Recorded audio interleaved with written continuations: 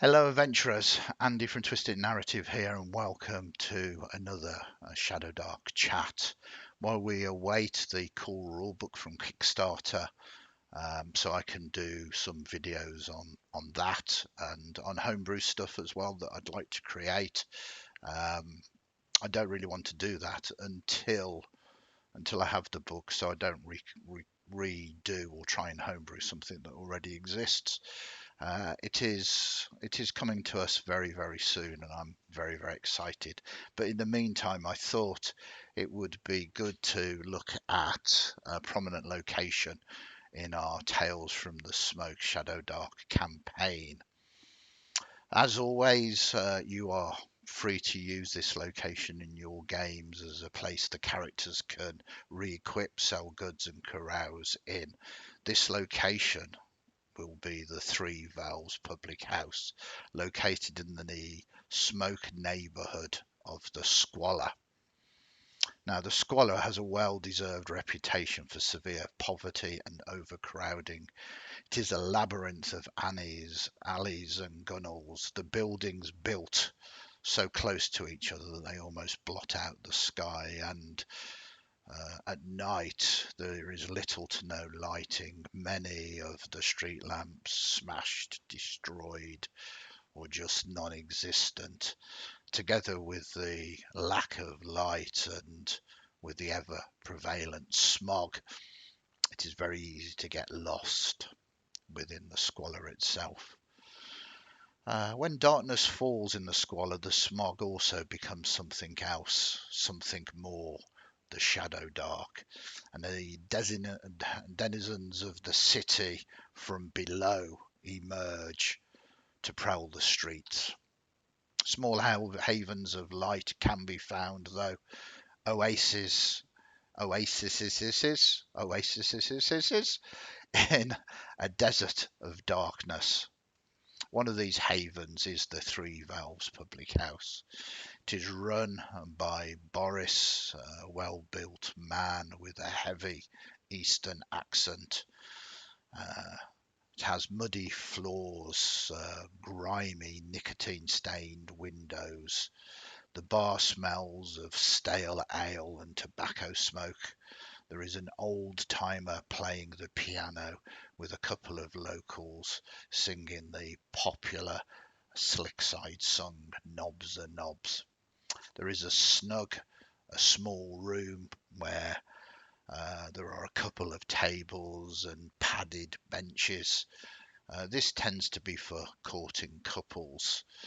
At the back of the Three Valves is the pit, a 5-foot deep sunken hole, no more than 15 foot in diameter, where various animals and bare knuckle fights take place, and coin passes as bets are placed.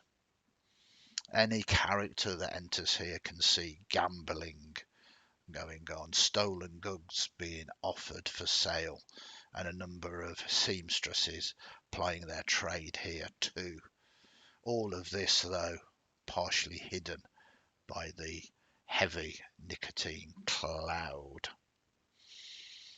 The patrons of this place, there is a mixed crowd. We've already mentioned Boris Koski, an elf from the east. Both he and his sister Ursula Koski run this pub. Boris is a large elf and well built, heavily tattooed, hair shaved, leaving a bald pate. His ears very easily noticeable without hair. On the other hand, though, Ursula is slight, long flowing black hair, and tends to keep Boris under control. There is Melville McFadden. He's the old timer at the piano, a halfling with mutton chop sideboards. His hair is heavily grey, and he's coming to coming to the end of his days. He enjoys the three valves for all of the memories it has brought him. If you want to know anything about anything, Melville is the halfling to speak to. Then there is Granville Holden, a dwarf, well known within the Three Valves to be a professional gambler, also a bit of a spiv. Moving from table to table is Dick Farrell, a two-bit thief, human, often trying to fence and sell ill-gotten gains and goods. These are not from the darker places where our characters perhaps will delve, but fallen off the back of coaches and wagons. He would move past a table where you would see an orc, a number of papers, journals and the like as he's rapidly making his notes. This orc is Sammy Head, and he believes in a lot of conspiracies.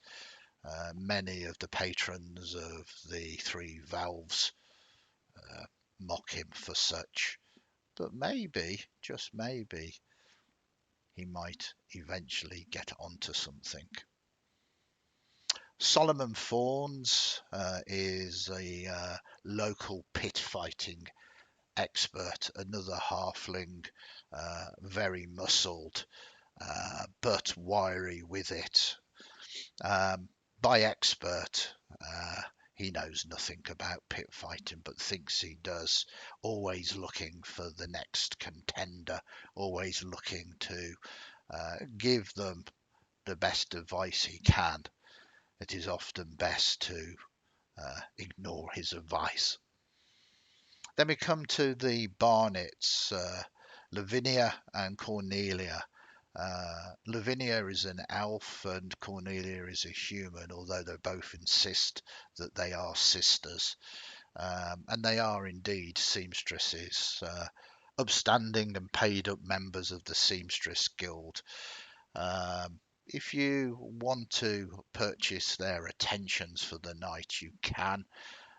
But be careful, the seamstresses are substantially more than they appear.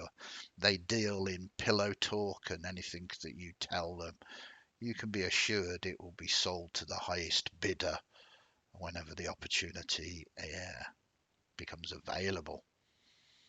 Then there are two more patrons that you should be aware of here. There's Zora Stevens, an orcish woman, a big drinker, although she can very much hold her ale or her slam or her rot, depending on what drink she can persuade you to buy her. It is perhaps best to avoid getting into drinking competitions with Zora. And of course, last but not least, there is Dominic Brotst. This is the pit master, the individual that is responsible for organising bouts and competitions in the pit out the back. He too is an elf, and he really does have a good eye for talent. There are a number of drinks that can be brought here that we've just mentioned. There is bitter, there is black tar, which is a dark stout, rot, which is a whiskey spirit, and slam, a vodka spirit. It is all cheap and it is all very rough, but a few of these will make you forget your troubles for a while. So there we are.